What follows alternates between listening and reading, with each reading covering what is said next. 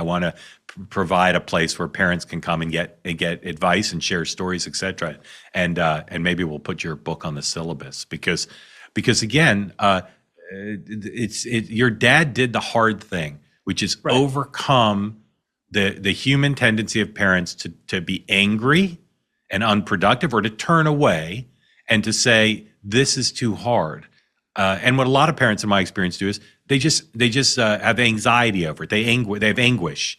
They say, "Isn't it horrible that our son has autism or Asperger's or is on the spectrum in some way? Or isn't it horrible that our son has or daughter has a physical disability?"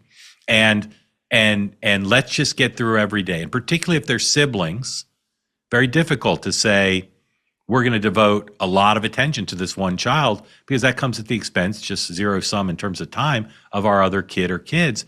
But it's the right thing to do. And again, one of the profound effects your book has had on me is every time I look at my son, I'm more emotional about it because of my sense of what your dad had, which is an obligation to be everything I can be to my son, to give him the best life he can possibly have.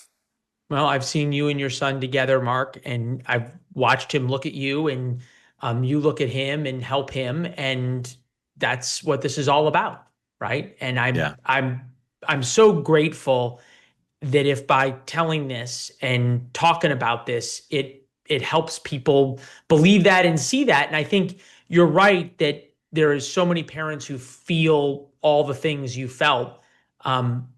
I was blessed to have a mother who was an angel, a family that stayed together. 80% of kids who have some kind of physical or mental serious issue, their parents get divorced. Mine did not.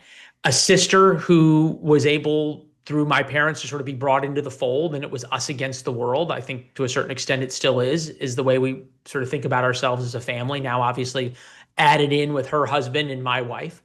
But to your point, that message to parents that there is so much they can do is what resonates. And my dad wrote the afterword to the book. He hasn't wanted to do interviews or be involved, but he did write the afterword. And I think from the Morning Joe interview, somebody after I got off said that those 4 pages by Mark Vittert are by far the best part of the book.